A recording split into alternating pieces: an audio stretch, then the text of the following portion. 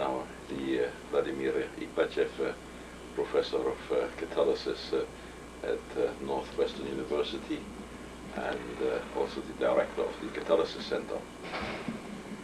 I was born in Germany, and my generation, of course, there was absolutely no chance that you could get admission to a university during the war.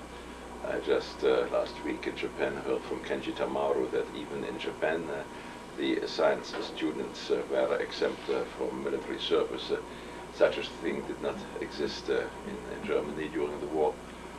And so when I was 17, of course, I was drafted as everybody else, and I was fortunate enough to survive the war. Many of my classmates, of course, were killed or heavily wounded, or had to stay in Russian captivity for many years after the war. So I could, after World War II, try to find a university who would perhaps admit me, and they had all kinds of entrance examination. I had to quote what I remembered of the Latin books I had read, and one professor then asked, then what is 28 times 32, and fortunately I thought that is 30 minus 2 times 30 plus 2 is 30 squared minus 2 squared. If I hadn't had that brainwave, I wouldn't have been admitted to the university, I know for sure. Okay, so these were years then of course, hunger, and everything was destroyed in Germany, and you started in a lab without windows and without fuel moods, and if I see how we are now concerned about safety and health, everything we did in those days would have been forbidden now, I guess. But I could study, and it became chemistry that was not so clear from the very beginning, but there were a few events in the personal life which brought me to that direction. And then in chemistry you had to make a choice for which part of chemistry, and I took physical chemistry, and so my PhD work I did under the guidance of Professor Suhrmann. He was also, like myself, a refugee from behind the Iron Curtain, and but for some reason he had been able to save a few instruments, so we could, in that university where where both of us were working, that was Braunschweig, or the English call it Brunswick, we could do some scientific work. We had, of course, to learn our own glass blowing and to build our instruments. And he had been working with what everybody called very clean metal surfaces already before, and had studied chemisorption and measured photoelectric emission, and by the then already known theory of Fowler, we could see how absorbed molecules changed the work function. I think my secretary was and so that became the subject of my thesis. You measured with ultraviolet light mercury lamp, and you had a stopwatch in one hand, and you were peering through a microscope in the other hand to see how the Wollaston thread, or the little pot, platinum part of it,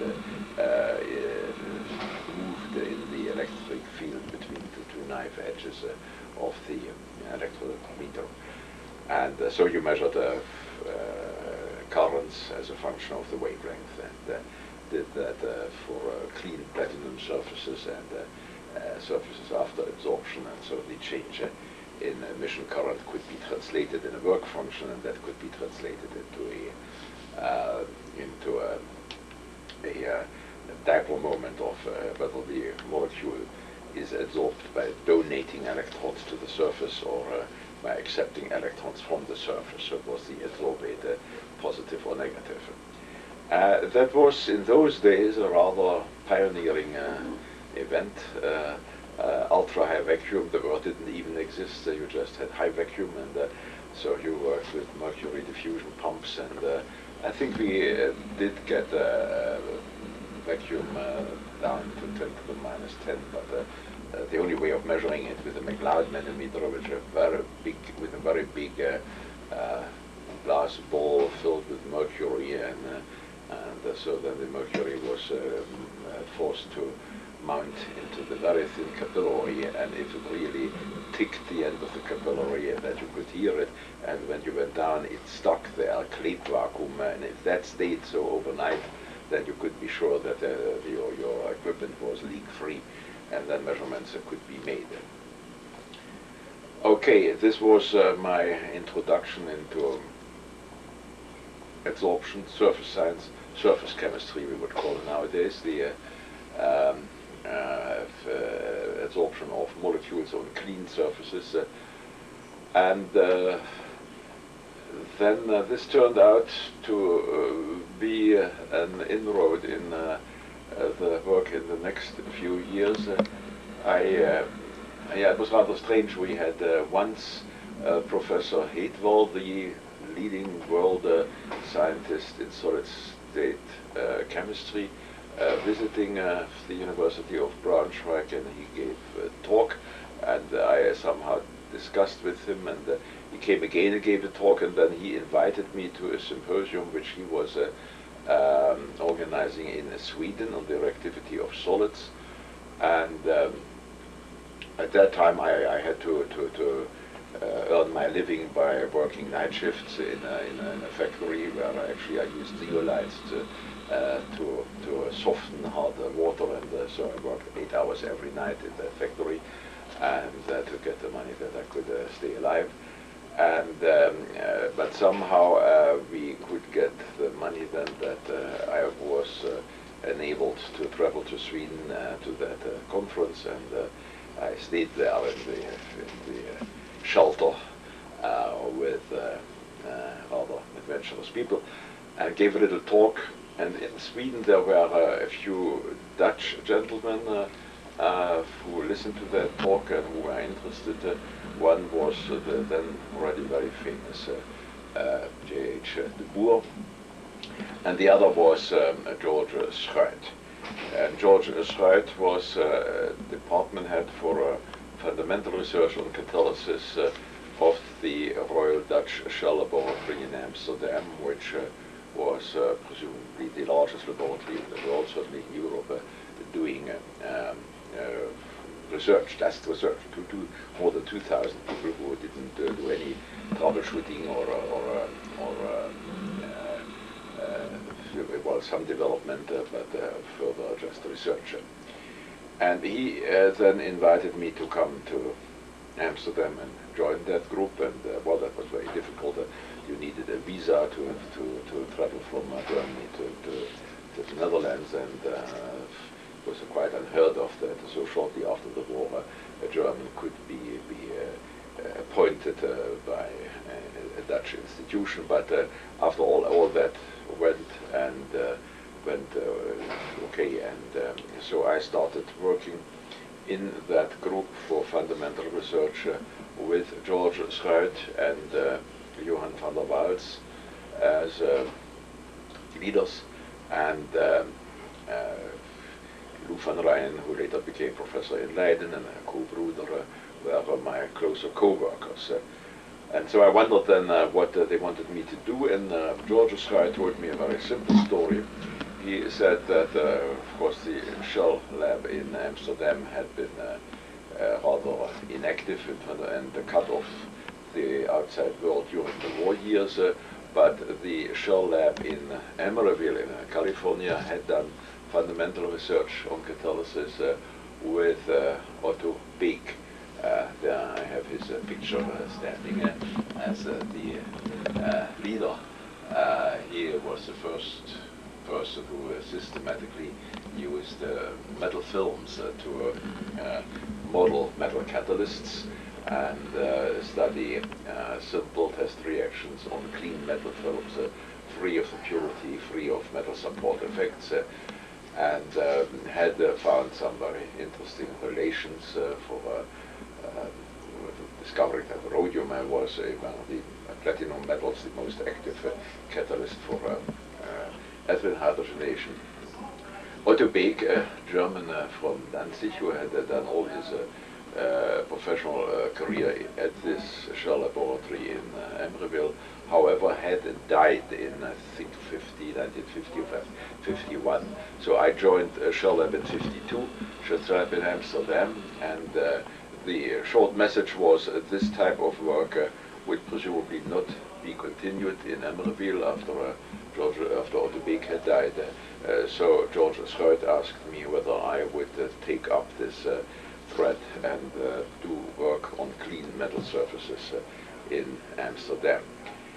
And that's what I did, and so we studied adsorption on metal films, and then when Stevenson David Stevenson from the lab in Emeryville visited us, he built up a field electron microscope. I had met Müller, the inventor of the field electron microscope, before, and we were all fascinated by this invention that you could again exploit the change in work function to study adsorption, but in this case you did it visually, because the electrons which were emitted from a very, very sharp tip were directed towards a fluorescent screen, and so you get a very highly magnified electron optical image of the tip. And when molecules were adsorbed, you could see how that part where that crystal face where they were adsorbed, the image became brighter, or when they lowered the work function, or darker when they increased the work function. And you could see them move. And so that was the first time we did behaving as presumably now every high school boy would predict an acid with a metal dissociates. You get a formate anion and hydrogen, and the hydrogen is dissolved, and the formate anion, of course, is negative because it's an anion, and so Schwab's beautiful theory that formic acid was an electron donor reaction where the adsorbate was positive, unfortunately was not in agreement with the experimental findings. And we studied the kinetics, and the main theme, of course, in those days it was and still is, how can you predict catalytic activity, how can you correlate it with other known parameters. And the big fashion in those days was to try and correlate catalytic activity with the electronic properties, the electric conductivity, resistance, or the magnetic susceptibility. And Bruder measured the solenoid effects of the superparamagnetic effects of nickel in salt silica and the changes thereof. And this formic acid work, which was a reaction, a probe reaction, which you could study on very many catalysts, permitted us to show relations. And fortunately, we had the courage, we were young, to reject all our theories which had come upon us. And the result was, but I was a physicist, by the way, and Bruder, that was also very helpful, that forget electric conductivity, forget magnetism, forget all collective properties. If you want to correlate catalytic activity, what you need is chemistry. And so what you need is the strength of the bonds which are formed, and the strength of the bonds which are broken during adsorption and later during desorption of the product. And that concept was not a new concept. It had been propagated by Alexander Balandin in the Soviet Union before, and he had said, therefore, when you plot catalytic activity for a given probe reaction at a given temperature versus the bond strength, which so the heat of absorption basically, which the adsorbent forms with the adsorbent, you get what he called vulcaniobrasnie crevi, volcano-shaped curves. So we translated that literally from the Russian, and so then fortunately I had learned to read Russian. And so then with the formic acid you could really show that there was low activity for gold because the heat of absorption was too low. There was a very low activity for things like nickel because the formate was formed and it didn't decompose. And between these extremes, the metal with a very low and a very high heat of absorption, there were the optimum metals, the platinum metals. And fortunately we had many data which we even needn't measure ourselves. That's the advantage if you work at an industrial laboratory.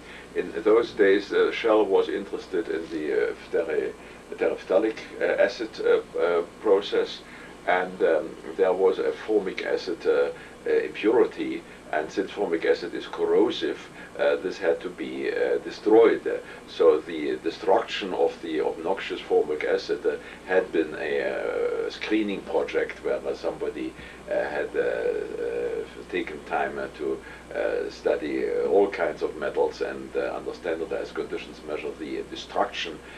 We called it of course the decomposition of formic acid.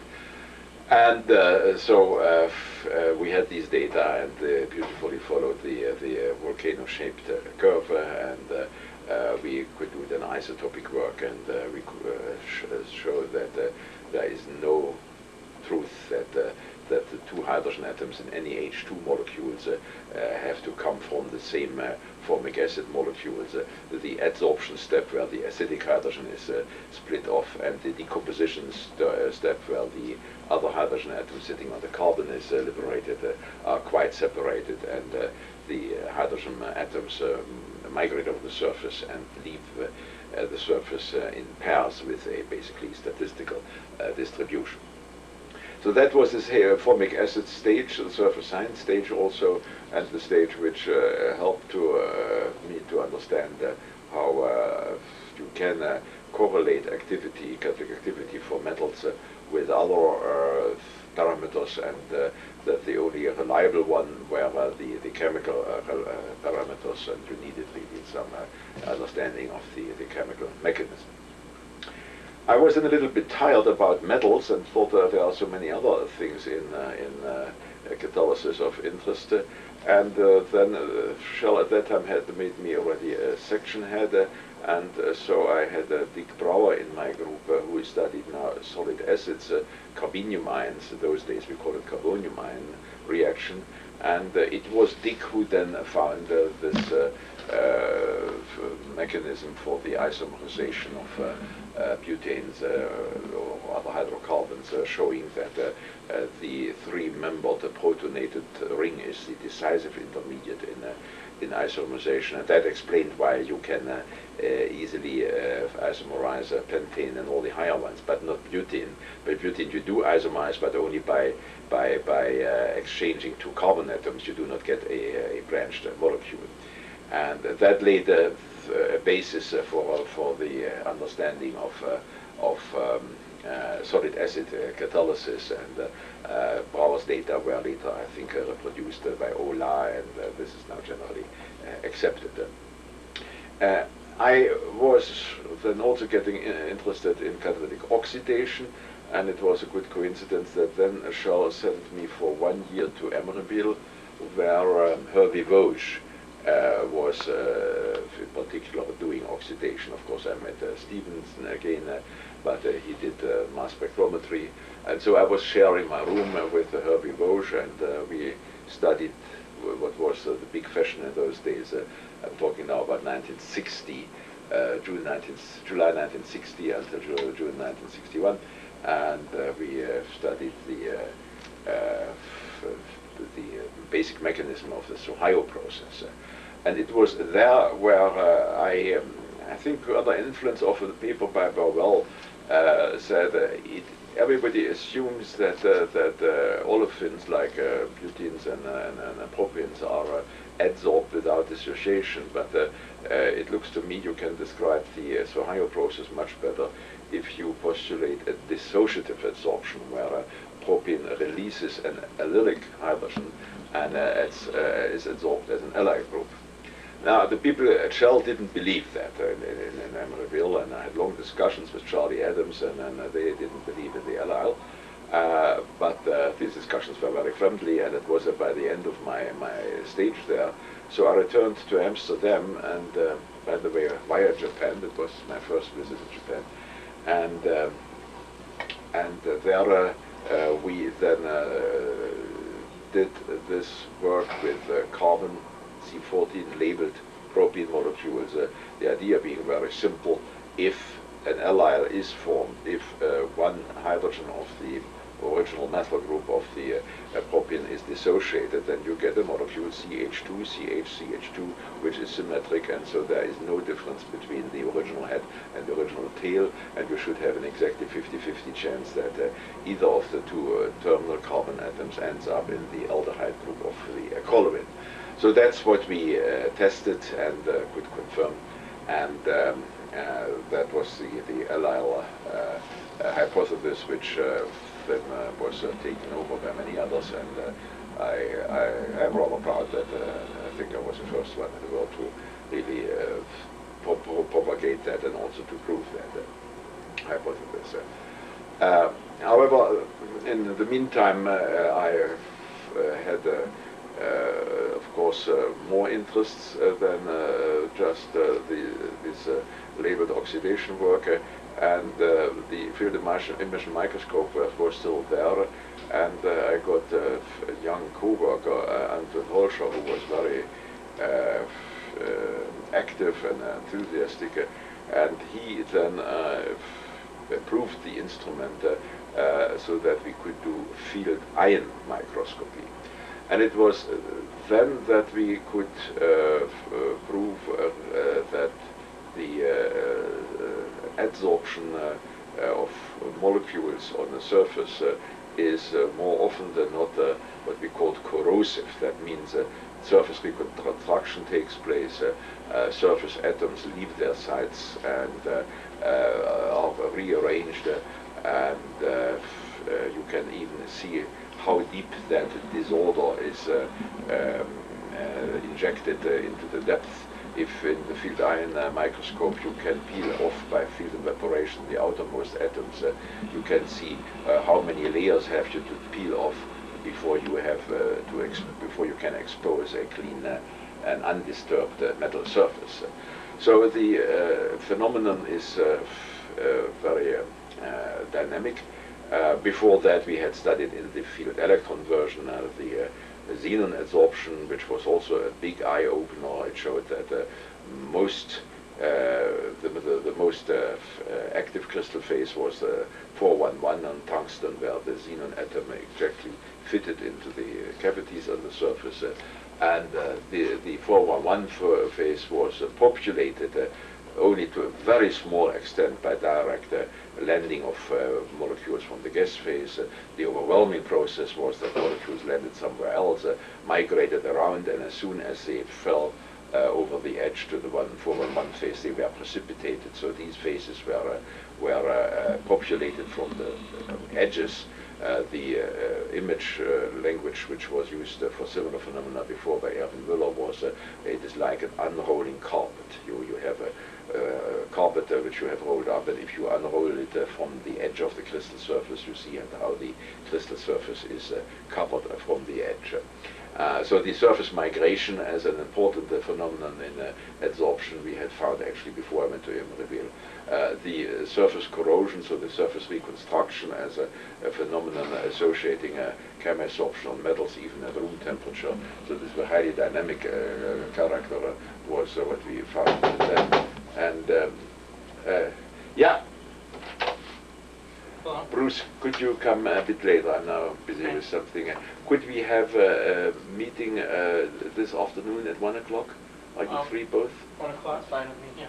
Would you then please ask Phyllis that she makes a reservation of the flashes, the copper-rich alloy, the kernel is a nickel-rich alloy, and then at the outermost surface now, at the atomic dimensions, the flash has a skin.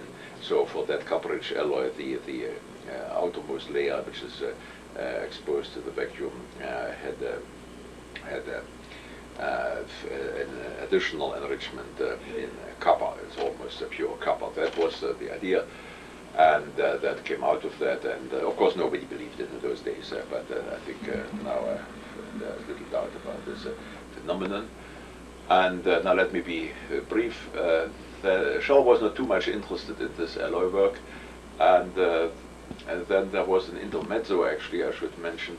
While I was in Emeryville, I also visited the Gordon Conference, of which Herman Pines was then the chairman, and he had invited me to come here to Evanston, and I had visited this university.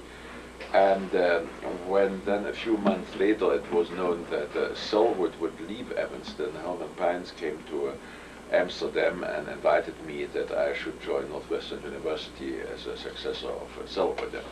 And I had thought about that. It was a very honorable invitation, but I thought it was unethical. Shell just had sent me with my family for 1 year to the United States. We had a marvelous time in California. They had never said, what have you done for us in that time? They just gave us a chance to enjoy us and to learn. And I thought it would have been extremely unethical to say, no, thank you, I've had that, and now I leave the company. So I decided that I could not do that in good honor. So I had to turn down that offer. But that triggered somewhat the idea of playing with this possibility of combining my work at Charlotte University. And then the University of Leiden, shortly after Herman Pines' visit, came, and they also wanted me as a professor. They were looking for a successor for the great Van Arcker, the inorganic chemist who was at that time still active. And again, I turned it down for the same reason, but I said I could consider, if that's possible for you, and interesting for you, some part-time function, provided, of course, that the Royal Dutch Shell management and university is agreeable to that, and I could see that. And that idea triggered a process. The Leiden University was very flexible, and they finally found, although that was not the mission of the committee who had looked for Van Arkel's successor, they finally found a way to open a part-time professorship. So and Shell agreed, and so Her Majesty the Queen that finally had to officially agree with that, that I became the first part-time professor on heterogeneous catalysis at the Leiden University. And so I then, for 20 years of the 30 years I was in the Netherlands, between 1963 and 1983, I was spending part of my time at Leiden, where I built up a nice research group and had a lot of fun, and the rest of my time in Shell in Amsterdam. And we lived halfway in between, so you could do it geographically, that you spent some days a week in one place and the other days at the other place.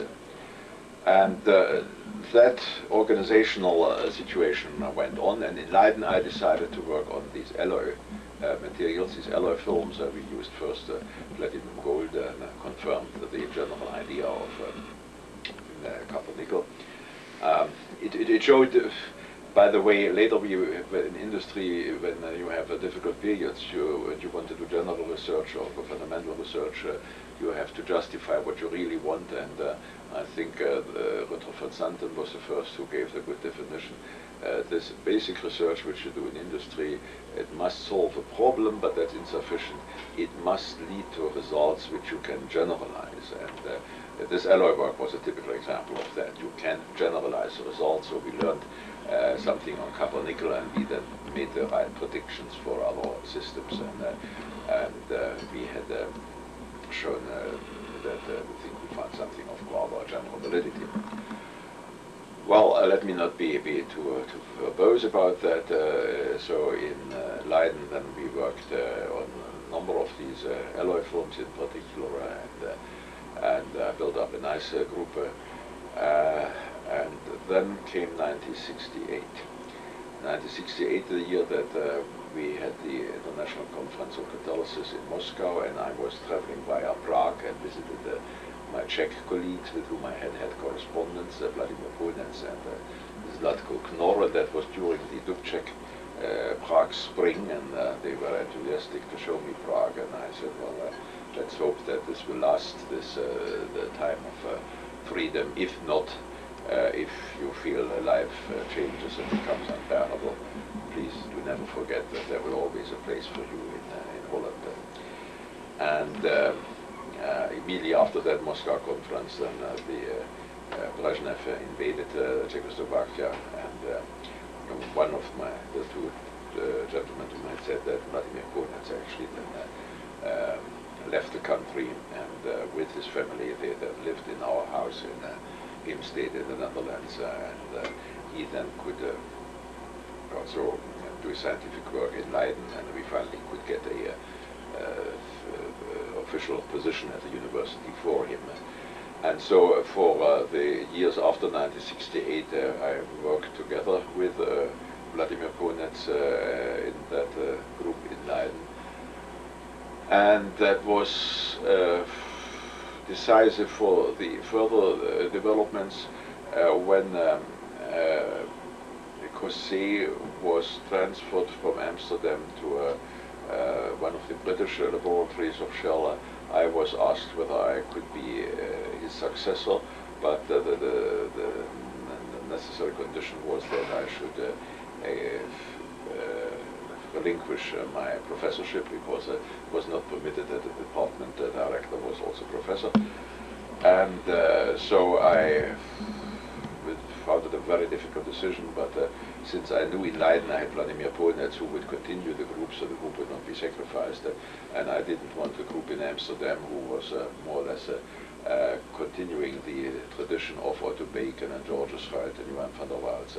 I didn't want that group to perish. So I finally said yes, but then Oosterhoff in Leiden had this idea that the fine print of the Shell laws said as a department head you cannot be a full professor, of course, and you cannot be a part-time extraordinary professor, but he said, and the university still has a third type of professorships. They are not mentioned, and they are called the special professors. So he finally succeeded in getting done that. Finally, again, Her Majesty the Queen signed. They created a new special professorship in Leiden for me, and Shell did not object that I became a special professor, which meant that I still was, now for a smaller percentage of my time, but a part-time professor in Leiden. But the real responsibility now was with Vladimir Konec, and I kept this special professorship until I went to Northwestern. Actually, the first year at Northwestern, I still had both functions, and one of the PhD students then came here. So that was how I could, in a very satisfactory manner, I think, hand over the group in Leiden to Vladimir Konec, and the group then grew. Of course, that group needed a full-time person, and it was nice to start as a part-time professor, but the group is now quite large, and that can only be done by a full-time professor. Vladimir is now the professor of heterogeneous catalysis, and 2 years ago we celebrated it's right, yes, the 25th, in 88, the 25th anniversary of the group, my first coming there, and of course I was there for that anniversary. Okay, so that was Leiden. In Amsterdam I then became department head, and then of course responsible for all kinds of research in which I was not anymore so directly involved. I had a group of very, very gifted and talented people, and then the time came that Northwestern University for the second time wondered whether I would be interested, but now of course I could think of making a changeover without being unethical and just taking an early retirement, a shell which was possible once you are above the age of 55. You don't sacrifice too much of your pension. And so they wanted, after the International Conference on Catalysis in Tokyo in 1980, they wanted to talk to me about that, and they asked me to come over for a discussion, and so I took a plane the day after New Year and went to Chicago to discuss that matter. And who was standing at the airport, O'Hare, waiting for me? Herman Pines, who smiled 25 years later. It was clear what he thought, that he had waited, but he would get what he had wanted back in 1961, actually. Okay, now the rest is history. So I then was invited and was trying to make clear that I could do some useful work here, and the idea was to build a catalysis center, and with money from industry. Unfortunately, the money was not coming as easily as people had thought before I came, but still, I think the amount of money which came covers the building costs of that part of the building which is used for catalysis and surface science. And so we have now here our catalysis center, our Center for Catalysis and Surface Science, and with a very nice group of people, and I have personally in that group now also a nice research team, and it's good for the first time after so many years now to have a task to which you can identify yourself, with which you can identify yourself completely after having the two part-time jobs for 20 years. I appreciate that, and so the little time which is left in my career, I will try to contribute a little bit to the progress of the science of catalysis. I see I have talked 60 minutes too long, so I think